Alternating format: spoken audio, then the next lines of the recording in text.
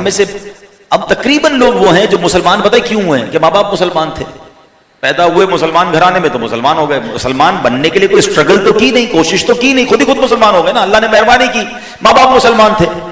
لیکن ہم نے اپنے ایمان کو اسٹرانگ کرنے کے لیے کیا کیا؟ ہم نے اس ایمان کو انہینس کرنے کے لیے کیا کیا؟ اس کو اس مثال سے سمجھیے کہ ایک بندہ ہو جس کے والد صاحب کا انتقال ہو جائے اور 1 کروڑ روپے وہ اس کے لیے ورثے میں چھوڑ کے چلے جائے. وہ 1 کروڑ روپے تجوری میں رکھے اور بیٹھ جائے ہاتھ پہ ہاتھ رکھ کے کہ اسی سے کھاتا رہوں گا, زندگی گزاروں گا. تو عقل مند لوگ کیا کہیں گے؟ بھائی 2 5 10 سال میں ختم ہو جائیں گے یہ پیسے, بہتر یہ کہ اس پیسے کو کہیں کاروبار میں لگاؤ, پیسے بڑھاؤ. دنیا میں سمجھ آ رہا ہے. میں اور آپ ورثے میں مسلمان بن گئے. ایمان بڑھانے کے لیے کیا کیا؟ ایمان مضبوط کرنے کے لیے کیا کیا؟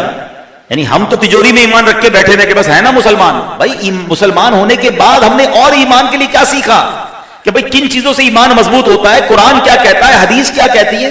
کتنی حدیثیں ہیں نبی پاک کی کہ تم میں سے کوئی اس وقت تک کامل مومن نہیں ہو سکتا. یہ پورا ایک چیپٹر ہے, ایک بار نہیں, جگہ جگہ نبی پاک نے فرمایا کہ مومن ہونے کے لیے ضروری ہے, مومن ہونے کے لیے یہ ضروری ہے, کامل مومن یہ ہوتا ہے. کبھی کوشش کی کہ ہم علماء سے پوچھیں کہ حضرت میرا ایمان مضبوط رہے, میں پکا مسلمان بن جاؤں. مسلمان تو بن گیا, اما ابا نے بنا دیا, میں کیسے اپنے طور پہ اسلام اپنے ایمان کو مضبوط کر سکتا ہوں؟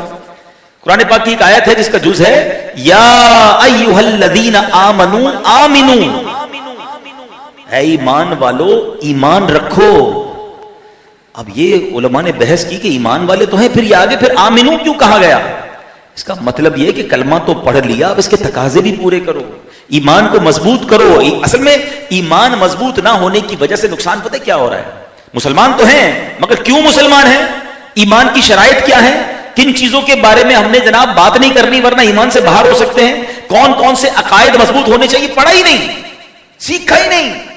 اور اس کی وجہ سے نقصان کیا ہو رہا ہے کہ آج ایک سوشل میڈیا پر ویڈیو ہو جائے نا ہم کنفیوز ہو جاتے ہیں, یار پتہ نہیں ہم صحیح ہیں کہ نہیں ہیں, پتہ نہیں ہمارا یہ عقیدہ ٹھیک ہے کہ نہیں, کیونکہ اپنا عقیدہ خود تو پڑھا نہیں ہے. سوشل میڈیا پہ خبر آ گئی تو ہم ٹینشن میں آ گئے. بھائی پہلے آپ اتنے مضبوط ہونے چاہیے تھے.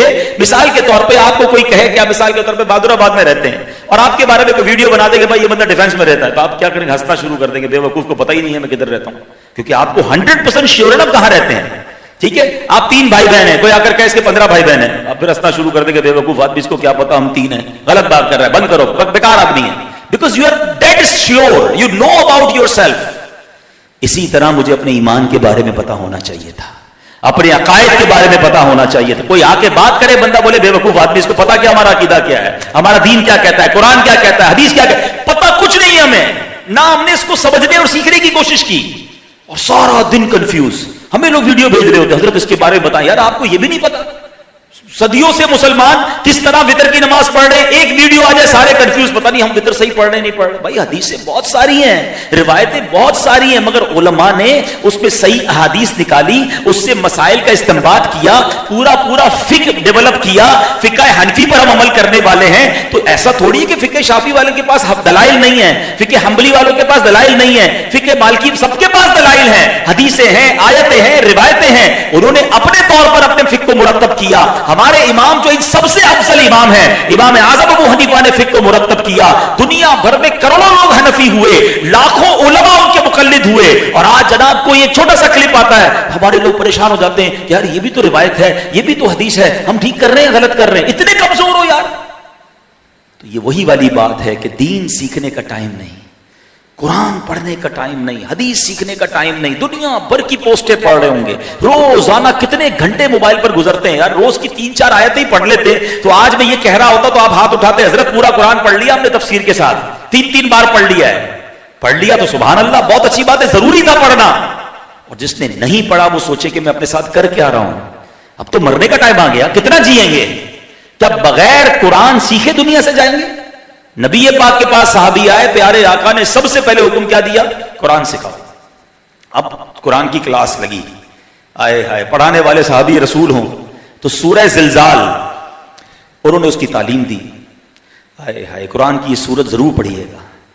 آج کل زلزلہ آیا ہوا ہے نا تھائی لینڈ کی طرف, لوگ ویڈیوز دیکھ رہے ہیں, شیئر کر رہے ہیں, کتنا خوفناک زلزلہ ہے, 7.7 میگنیٹیوڈ, جتنے مسلمان اس میں شہید ہوئے اللہ سب کی مغفرت فرمائے. مگر آپ کو پتا ہے کہ ایسا ارتھ کویک آئے گا جیسا پہلے کبھی نہیں آیا ہوگا. اذا زلزلت الارض زلزالها وَأَخْرَجَتِ الْأَرْضُ أَثْقَالَهَا، زمین اپنے خزانے باہر نکال دے گی. ایسا زلزلہ ہوگا دنیا میں کوئی عمارت باقی نہیں رہے گی، کوئی پہاڑ باقی نہیں رہے گا، ریزہ ریزہ ہو جائیں گے پہاڑ. زمین اپنے خزانے باہر نکال دے گی اور انسان دیکھے گا کہ سونے چاندی جواہرات یہ سارے خزانے باہر ہیں اور میں انہی کے لیے لڑتا تھا، انہی کے لیے چوری، انہی کے لیے چیٹنگ، انہی کے لیے ڈاکے، یہ تو سب بات پڑے ہوئے ہیں. مگر کسی کو خزانوں میں انٹرسٹ نہیں ہوگا کیونکہ خوف ہوگا، بھگدڑ ہوگی اور حساب کتاب ہوگا. پڑھے تو صحیح قرآن، سمجھے ہل جاتا ہے آدمی. اس طرح اللہ نے قرآن کے اندر جو ہے وہ قیامت کو بیان کیا، محشر کو بیان کیا، جنت کو بیان کیا، دوزخ کو بیان کیا، اپنے پیاروں کے واقعات بیان کیے، قوموں پر عذاب کیوں آئے بیان کیے. خدا کی قسم قرآن جس دن سمجھ آ گیا نا، آپ قرآن کے اندر ایسے گم ہو جاؤ گے. امام صاحب تلاوت کریں گے، آپ کا جی نہیں چاہے گا امام صاحب رکوع میں جائیں، مگر ادھر تو تراویح ہو رہی ہوتی ہے، ہمارے دماغ میں حساب کتاب چل رہا ہوتا ہے کیونکہ کبھی پڑھا ہی نہیں نا قرآن. ورنہ قرآن سے پیاری کتاب کون سی ہے؟ ہائے ہائے. یقین کریں یہ جو تفسیر قرآن پڑھنے کا جو بار بار کہا جاتا ہے نا، امیر اہل سنت بڑے کمال کی شخصیت ہیں. 3 آیتیں ترجمہ تفسیر کے ساتھ پڑھ لو کافی ہے، لیکن آپ جب پڑھو گے نا قرآن، آپ کا 3 آیتوں میں دل نہیں بھرے گا، آپ خود ہی اس کے اندر انوالو ہو جاؤ گے. ایسا کئی بار ہوتا ہے. ہم تفسیر قرآن جب ریکارڈ کرتے تھے، اب بھی کرتے ہیں الحمدللہ، تو کبھی پلان کرتے ہیں کہ یار آج 30 آیتیں ریکارڈ کریں گے، آج 40 آیتیں ریکارڈ کریں گے، آج آدھا گھنٹہ ریکارڈنگ کریں گے. کئی بار ایسا ہوا ریکارڈنگ کرتے کرتے کوئی ایسا واقعہ آ گیا، حضرت موسیٰ کا، حضرت یوسف کا، حضرت یونس کا، اور آدھا واقعہ ہوا، ہمارا ٹائم پورا ہو گیا. کہتے نہیں یار ختم نہیں کرنا، پہلے پوری بات تو پڑھیں، آگے ہوا کیا، آگے معاملہ کیا پہنچا، قوم کے ساتھ کیا ہوا، فلاں نبی کے ساتھ. اتنے انٹرسٹڈ واقعات ہیں، آپ کھو جاؤ گے قرآن کے اندر، مزے کو مزہ. اچھا ایسا کئی بار جو پڑھتے تفسیر میری بات کو ایگری کریں گے، ایسا کئی بار 20 بار کہوں تو غلط نہیں ہوگا کہ آپ کسی مسئلے میں پھنسے ہوئے ہیں، آپ کو کوئی ٹینشن ہے، آپ کو کوئی سولوشن نہیں مل رہا. آپ قرآن کھول کے تفسیر پڑھنا شروع کریں، وہی آیت سامنے آئے گی جو آپ کے مسئلے کا حل ہوگا.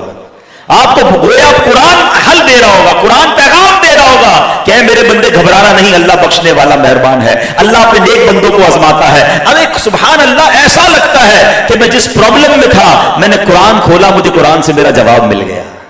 مگر یہ جب ہوگا نا جب قرآن کھولیں گے، یہ جب ہوگا نا جب قرآن پڑھیں گے. رمضان جا رہا ہے، پلیز آپ مت قرآن سے دور ہو جانا، اس سے دوستی کر لو. تو کیا ہوا؟ سورہ زلزال کی تعلیم دینا شروع کی صحابی رسول نے. اچھا 7 آیتیں پڑھی انہوں نے، کہتے بس کافی ہے میں جا رہا ہوں. اب وہ صحابی آئے نبی پاک کے پاس، کہتے حضور آپ نے تعلیم کے لیے بھیجا تھا، یہ 7 آیتوں کے بعد کہہ رہے ہیں کافی ہے. نبی پاک نے پتہ کیا فرمایا؟ فرمایا یہ ٹھیک کہتا ہے، اس کو جانے دو، اس کو دین کی فقاہت مل گئی ہے، اللہ تعالیٰ نے اس کو سمجھداری عطا فرما دی ہے. اٹ مینز اگر 7 آیتیں بھی کوئی دل سے پڑھ لے تو وہ زندگی بدلنے کے لیے کافی ہے. یہ ہے قرآن. قرآن کے کئی ایسے واقعات ہیں کہ ایک ایک آیت نے بندوں کی زندگیاں بدل دی، لوگ توبہ کر گئے، اللہ کے ولی بن گئے. حضرت فضیل بن عیاض رحمت اللہ تعالیٰ علیہ اتنے خطرناک ڈاکو تھے کہ جدھر سے گزرتے تھے لوگ گلی بدل جاتے تھے. لوگ مائیں اپنے بچوں کو سلاتی تھی ڈرا کے کہ فضیل آنے والا ہے. فضیل ڈاکو کے نام سے نہ مشہور تھے. ایک قرآن کی آیت کہیں سے کانوں میں اس تلاوت گئی اور اس کا مفہوم کیا تھا کہ کیا لوگوں کے لیے اب یہ وقت نہیں آیا کہ اللہ کی طرف دل جھک جائیں ان کے؟ بس وہ ادھر لگی دل پہ، کہتے ہیں یا اللہ وقت آ گیا ہے، اے اللہ میں جھک گیا، میں نے مان لیا، اے اللہ میں توبہ کرتا ہوں. ڈکیتی سے توبہ کی، لوگوں کے مال واپس کیے، ایسی سچی توبہ کی کہ اللہ نے ولایت کا تاج سر پر سجا دیا. پھر ایک وقت ایسا آیا، اسی فضیل بن عیاض کے بارے میں آتا ہے رحمت اللہ تعالی علیہ کہ وقت کا بادشاہ آپ کے دربار کے باہر کھڑا ہو کے کہتا ہے حضور ملاقات کے لیے وقت دے دیجئے. ایک وقت وہ تھا کہ لوگ ڈر کے بھاگتے تھے. یہ ہے اللہ پاک کی طرف سے عزت کہ اگر بندہ سچی توبہ کرے تو اللہ کدھر پہنچا دیتا ہے. اب یہاں میں ایک اور بات آپ کو بتاؤں، میں جب بھی ان اولیاء کرام کے واقعات پڑھتا ہوں نا، جیسے حضرت بشر حافی ہیں، وہ شراب پیتے تھے، حضرت حبیب اجمی ہیں، سود کا کام تھا، مگر یہ توبہ کرتے گئے اور اللہ نے کہاں پہنچا دی. سچی توبہ تھی نا. تو ان واقعات سے ایک ڈھارس پتہ کیا ملتی ہے کہ میرا رب چاہے نا تو ہم جیسے گناہگار کو بھی اپنا ولی بنا سکتا ہے. ہمیں اپنی دعاؤں میں ولایت بھی مانگنی چاہیے. امیر اہل سنت کی اشعار میں یہ انداز ملتا ہے، ورنہ نارملی کوئی بندہ نہیں، نارملی لوگ دعا نہیں کرتے ہوتے یا اللہ مجھے اپنا ولی بنا لے. ہمیں واقعی شرم آتی ہے کہتے ہوئے، یار میرے جیسا گناہگار، میرے جیسا بدکار، میں جناب اتنا اللہ کا نافرمان، میں کیسے ولی بن سکتا ہوں؟ لیکن میرا رب تو بنا سکتا ہے نا. ہم گناہگار ہیں، وہ تو کریم ہے نا، وہ سچی توبہ عطا کر جب اتنے بڑے بڑے مجرموں کو ولی بنا سکتا ہے تو میں بھی تو مانگوں تو صحیح اس سے. ولی کیا ہوتا ہے؟ ولی ہوتا ہے اللہ کا دوست. تو آئے آج 29ویں شب ہے, امیر اہل سنت کے اس شعر میں جو آپ نے دعا مانگی ہم بھی مانگ لیتے ہیں, کیا پتا کسی کی آمین کے صدقے ہمارے حق میں بھی یہ دعا قبول ہو جائے. تو اپنی ولایت کی خیرات دے دے, تو اپنی ولایت کی خیرات دے دے, میرے غوث کا ستایا الہی, میرے غوث کا ستایا الہی. کیسے کیسے لوگ بدلے. ایک واقعہ سنیے. حضرت ابو ہاشم رحمت اللہ تعالی کہتے ایک بار سفر پہ جا رہا تھا تو ایک کشتی میں بیٹھا, اس میں ایک بندہ بھی تھا, اس کے ساتھ ایک عورت بھی تھی. وہ عورت جو ہے اس کی یوں سمجھے کنیز تھی, تو اس نے عورت کو کہا کہ ذرا گانا سناؤ. عورت نے کشتی میں گانا شروع کر دیا. اب کیا ہوا, تھوڑا اور آگے گئے تو عورت سے وہ کہتے ہیں کہ ایسا کرو کہ شراب بھی پلاؤ. اس نے شراب پلانا شروع کر دی. اللہ کے نیک بندے کشتی میں موجود ہیں. اب یہاں تھوڑا سا میں بریک کرتا ہوں. ہمارا یہاں کیا حال ہے, سفر شروع ہوتا ہے بندے بدلنا شروع ہو جاتے ہیں, خاص طور پہ جہاز کے سفر میں. جو انٹرنیشنل ٹریول کرتے ہیں میری بات کو مانیں گے کہ ہم نے خود دیکھا یار ہمارے وطن سے فلائٹ اڑ رہی ہے, 99% مسلمان بیٹھے ہیں, اور جیسے ہی جہاز ٹیک آف ہوا اور شراب فری میں سرو ہونا شروع ہوئی, یار مسلمان شراب پی رہا ہے کیونکہ فری میں مل رہی ہے. کسی نے گانے لگا لیے, کسی نے فلمیں لگا لی, کسی نے میوزک لگا لیا. حالانکہ جہاز کے اندر تو حال یہ ہے کہ خدا نہ خواستہ یہ جہاز جب کریش ہوتا ہے تو بچتا ہی کوئی نہیں ہے. ارے یہ تو توبہ کر کے کرنے والا سفر تھا, وضو سے سفر کرتا, کلمہ پڑھتا, توبہ کرتا, مگر کیا ہو جاتا ہے سوچتے نہیں کہ ہم کس حال میں. اگر دیکھیں نا, آج سے 5 سال پہلے جمعۃ الوداع والے دن ہی حادثہ ہوا تھا نا, جو کراچی کا جہاز گرا. اللہ پاک ان سب کی مغفرت فرمائے جو شہید ہوئے تھے. مگر جب بندہ جاتا ہے تو بچتا نہیں. تو آج پتہ نہیں کیا ہو جاتا ہے. یعنی مسلمانوں کو یہ خیال ہی نہیں آتا کہ میں مسلمان ہوں بھائی, ہوا میں ہوں تو بھی مسلمان ہوں. فری میں کوئی کیا مجھے شراب دے گا میں شراب پی لوں گا. میں نے کرنا کیا ان حرام چیزوں کو. اور وہاں بھی یہی ہوا. نوجوان کو جو بندہ تھا اس نے عورت کو کہا شراب پلاؤ, شراب پی.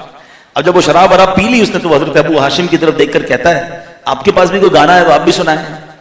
اب وہ اللہ والے تھے, انہوں نے کیا کیا, انہوں نے قرآن پڑھنا شروع کر دیا. اور قرآن کی کچھ صورتیں تو ایسی ہیں جس کا ایسا ردم ہے, اس کی ایسی لے ہے کہ بندہ ایسا لگتا ہے رحمت کے دریا میں بہتا جا رہا ہے.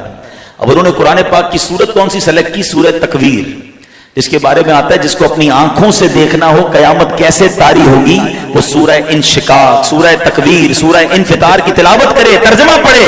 آپ بلیو کریں ان تینوں سورتوں کو بھی ترجمہ اور تفسیر پڑھیں, آپ کے رونگٹے کھڑے ہو جائیں گے. اس ڈیٹیل کے ساتھ اللہ نے قیامت کو بیان کیا. اب آپ نے پڑھنا شروع کیا. آپ کیا پڑھتے ہیں ذرا سنیے گا. اس شخص کے سامنے اذا الشمس كورت واذا النجوم انكدرت واذا الجبال سيرت. ترجمہ کیا ہے, جب سورج کو لپیٹ دیا جائے گا, جب تارے جھڑ پڑیں گے, جب پہاڑ چلائے جائیں گے. اب وہ شخص جو ہے رونے لگا. اب جب قرآن کی آیت پر آپ پہنچے وَإِذَا الصُّحُفُ نُشِرَتْ, اور جب نامہ اعمال کھولے جائیں گے, زارو کتار رونے لگا. اپنی کنیز کو کہتا ہے اللہ کی رضا کے لیے تم آزاد ہو. اپنی ساری شراب کشتی سے پانی میں بہائی. اب حضرت سے کہتا ہے حضور بڑے گناہ, بڑی خطائیں, کیا میری بھی کوئی معافی ہو سکتی ہے؟ اللہ اکبر. اللہ والے تھے, قرآن کیسا یاد تھا. آپ نے قرآن سے ہی رپلائی دیا ان اللہ یحب التوابین ویحب المتطہرین. بے شک اللہ بہت توبہ کرنے والوں سے محبت فرماتا ہے اور خوب صاف ستھرے رہنے والوں کو پسند فرماتا ہے. بس اس بندے نے یہ سنا اور سچی توبہ کر لی. اگر میں اور آپ بھی قرآن اس انداز سے پڑھنے والے بن جائیں, قرآن کہاں بگڑنے دے گا, قرآن کدھر جانے دے گا, باندھ کے رکھے گا قرآن انشاءاللہ ہمیں. مگر دوستی تو کرو نا قرآن سے. آج دوستی ہے تو موبائل فون سے ہے. کسی کا موبائل لے لو ایسا لگتا ہے اس کی سانس لے لی ہے. مسجد میں اگر لگاتے نا جیمر کہ جناب جو مسجد میں آئے گا اس کا موبائل نہیں چلے گا, آدھے ہو جائیں گے. یعنی بھائی آدھا گھنٹہ بیان میں موبائل کے بغیر کیسے جائیں گے؟ یعنی موبائل ایسا لگتا ہے ہمارا کوئی آکسیجن لے لیتا ہے. یہ جتنے سافٹ ویئر آپ اور میں روز سینکڑوں بار آن کرتے ہیں نا, جب قبر میں جائیں گے تو سارے آف لائن ہو جائیں گے. ہو سکتا ہے کچھ دوست ڈھونڈنے کو بھی نکلیں کہ یار 2 دن ہو گئے واٹس ایپ آن لائن نہیں ہو رہا, فیس بک پہ کوئی پوسٹ نہیں ڈالی ہے, not on line from last 2-3 days, check تو کرو بندہ کدھر گیا, یہ تو ہر وقت آن لائن ہوتا تھا. تو تھوڑے 2-3 دن بعد جواب ملے گا بندہ ہی آف لائن ہو گیا ہے, بندہ قبر میں چلا گیا اس لیے آن لائن نہیں ہو رہا. جب میں اور آپ قبر میں جائیں گے نا سارے سافٹ ویئر آف لائن, مگر آپ کو پتا ہے قرآن قبر میں بھی آن لائن ہوگا. میں نہیں کہہ رہا, حدیث پاک کا مضمون ہے, جو روزانہ رات کو سورہ ملک پڑھ لے یہ سورہ ملک اسے عذاب قبر سے بچائے گی, قبر میں آ کر وہ سورت بچائے گی. قرآن محشر کے دن کیسے آن لائن ہوگا؟ سنو, نبی پاک علیہ الصلوۃ والسلام فرماتے جس کا مضمون ہے جو بندہ دن اور رات قرآن پڑھے, اس کے حلال کو حلال جانے, اس کے حرام کو حرام جانتا ہو, اللہ عز و جل فرشتوں کا اس کو ساتھی بنا دیتا ہے. جب قیامت کا دن ہوگا اب قرآن اللہ کی بارگاہ میں دلائل پیش کرے گا. لوگ کہتے ہیں نا یار میرا مقدمہ میں جیت جاؤں گا, بڑا کمال کا وکیل کیا ہے, بڑا مہنگا وکیل کیا ہے. آؤ میں بتاتا ہوں, قرآن کو اگر اپنا وکیل بنانا ہے, اللہ کی بارگاہ میں سفارشی بنانا ہے, اللہ کے حبیب علیہ الصلوۃ والسلام فرماتے ہیں, حدیث کا مضمون ہے قرآن اللہ کی بارگاہ میں دلائل دے گا. اے اللہ, دنیا میں جب بھی کوئی بندہ کام کرتا تھا نا اس کو اجرت ملتی تھی. اے اللہ, اے کریم, فلاں شخص دن اور رات میں میری تلاوت کرتا تھا, حلال کو حلال جانتا تھا, حرام کو حرام جانتا تھا. اے اللہ اس کی اجرت عطا فرما, اس کو اجر عطا فرما. اللہ کریم بندے کو کرامت کا لباس پہنائے گا, تاج شاہی پہنائے گا. بندے سے نہیں پوچھے گا, اللہ قرآن سے پوچھے گا, حل ردیتا, اے قرآن تو راضی ہے؟ قرآن کہے گا مولا کچھ اور بھی عطا فرما دے. اے اللہ اس بندے کو اور عطا فرما. سبحان اللہ, اس بندے کو بادشاہت, اور فرمایا اس بندے کو بادشاہت کے ساتھ جنت عطا کر دی جائے گی. اللہ قرآن سے پوچھے گا حل ردیتا, اے قرآن اب تو راضی ہے؟ قرآن کہے گا ہاں میرے مولا اب میں راضی. مبارک ہو اسے جو صبح و شام قرآن پڑھتے ہیں. نیت کر لو نا, یہ حدیث سن لی نا کہ روزانہ دیکھیں ہم آفس جاتے ہیں, اسکول جاتے ہیں, کاروبار پہ جاتے ہیں, نارملی ہم شاور لے کر جاتے ہیں, وضو ہوتا ہے, ٹھیک ہے نا, اور نہیں ہے تو چلیں آج سے کرنا شروع کر دیں, اور کچھ نہ کچھ جاتے جاتے قرآن کھول لیں. اللہ توفیق دے تو سورہ یاسین پڑھ لیں, 4-6 آیتیں پڑھ لیں, 10 آیتیں پڑھ لیں, اور قرآن کو چومیں. مجھے اچھی طرح یاد ہے ہمارے نگران شورا نے ایک بڑا کمال کا کام کیا. ایک بہت بڑی شخصیت دوسرے ملک میں رہتے, ان سے پوچھا آپ قرآن روز پڑھتے ہیں؟ کہتے نہیں. تو آئی صاحب نے ان کو کہا ایسا کریں روز آفس پہ جایا کریں نا, صبح صبح شاور تو لیتے ہیں, کہاں بالکل, تو کہا جاتے تھے قرآن کو چوم کے جایا کریں. اچھا میں سوچنے لگا یار قرآن پڑھنے کا کہا نہیں, صرف چومنے کا کہا.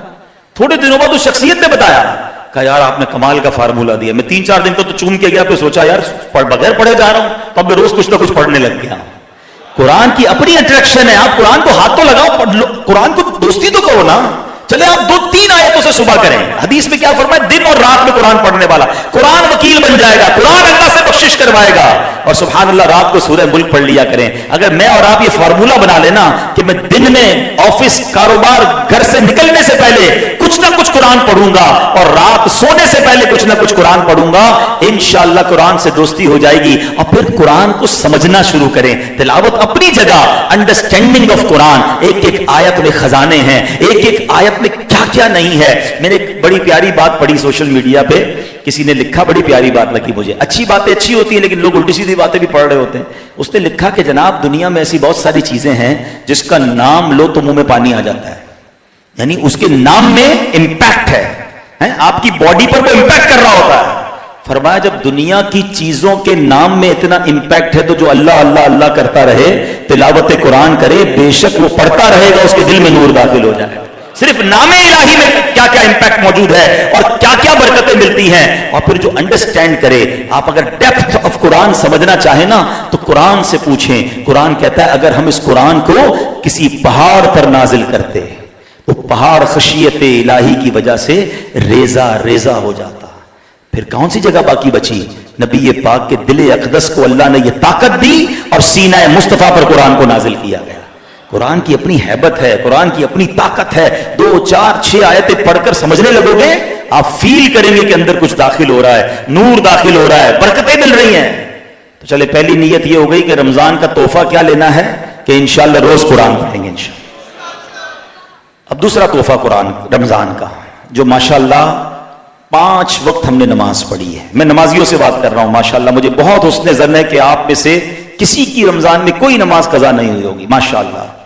اب میرا سوال یہ ہے کہ نماز جیسی رمضان جاتا ہے تو نماز قضا کیوں ہونا شروع ہو جاتی ہیں؟ یعنی ہم زبان سے نہیں کہہ رہے، میرا جملہ سخت ہے لیکن میں کہتا بھی اسی لیے ہوں، ہر جگہ ہی روزانہ بیان میں جملہ سب جگہ کہہ رہا ہوں کہ شاید کسی کے دل پہ چوٹ لگ جائے، اور ماشاءاللہ مجھے کچھ فیڈ بیک بھی آیا ایسا کہ لوگ سمجھ رہے ہیں، تھوڑا سخت جملہ ہے. ہم کہتے نہیں ہیں زبان سے، لیکن پریکٹیکلی یہ میسج نہیں جا رہا کہ اے اللہ جب تک شیطان بند ہے نا، جب تک ہم نے تیری ماننی ہے، اور جیسے ہی شیطان چھوٹ جائے گا ہم نے پھر شیطان کی ماننی، تیری نہیں ماننی. کیسی بے وفائی ہے یہ، ہے نا غلط بات. آپ میں سے ہو سکتا ہے کوئی کہے بھائی ایسا کون کہتا ہے، کوئی بھی نہیں کہتا، بالکل کوئی زبان سے نہیں کہتا، مگر پریکٹیکلی یہ نہیں کہہ رہا ہوتا. مثال دیتا ہوں، کل ستار مسجد میں انشاءاللہ مغرب کی نماز میں نمازی زبردست ہوں گے انشاءاللہ، اور اگر مغرب کے بعد اعلان ہو جائے کہ چاند نظر آ گیا ہے، عشاء میں لوگ آئیں گے اترے؟ نارملی نہیں آتے. یار ایسا کیا ہو گیا کہ چاند دکھا اور میری عشاء ختم، میرا مسجد سے تعلق ہی ختم. اچھا عید والے دن کیا ہوتا ہے؟ عید کے دن عید کی نماز پڑھنا کیا ہے؟ واجب. کیا ہے؟ ذرا بل کے دہرائیے کیا ہے؟ اور فرض فجر کی نماز پڑھنا کیا ہے؟ فرض کی اہمیت زیادہ یا واجب کی اہمیت زیادہ؟ مگر لاکھوں لوگوں کی عید والے دن فجر کی نماز قضا ہوتی ہے. یعنی کمال ہے یار، ایک دن پہلے یہ وہی بندہ تھا جو پوری رمضان فجر پڑھتا رہا اور عید والے دن فجر قضا ہو گئی. یعنی پہلے دن ہی شیطان مجھ سے کھیل گیا اور میں شیطان کی باتوں میں آ گیا. اس سے بڑی بے وفائی کیا ہے کہ میرے رب نے پورا مہینہ مجھ پر رحمتیں برسائیں. ارے ہمیں مقابلے کے لیے تیار کیا گیا ہے. آؤ میں بتاتا ہوں قرآن کیا کہتا ہے. قرآن سے دوستی لگاتے ہیں نا، اور معاف کیجیے گا شیطان سے جو لوگ دوستی لگاتے ہیں، جو معاذ اللہ شیطان کی بات میں آ جاتے ہیں، آج سنو اللہ کا پیارا کلام ہمیں کیا کہتا ہے. شیطان سے دور رہیے. اللہ فرماتا ان الشیطان لکم عدو فاتخذوہ عدوا، بے شک شیطان تمہارا دشمن ہے، تم بھی اسے دشمن سمجھو. دشمنی کرنی ہے اس سے. اللہ سے دوستی کے لیے شیطان سے دشمنی کرنی ہوگی. یہ نہیں ہو سکتا کہ شیطان سے بھی دوستی اللہ سے بھی دوستی، یہ نہیں ہو سکتا. یا تو شیطان کا کوئی دوست ہے یا رحمان کا کوئی دوست ہے. فیصلہ آپ کریں میں کس کا دوست ہوں. پتہ نہیں کیا ہو جاتا ہے لوگوں کو، چاند نظر آتا ہے اور جناب ایسے غائب ہوتے ہیں. ایسا مت کرو، بلکہ شیطان ایسا لگتا ہے مسلمانوں کے کان پکڑ لیتا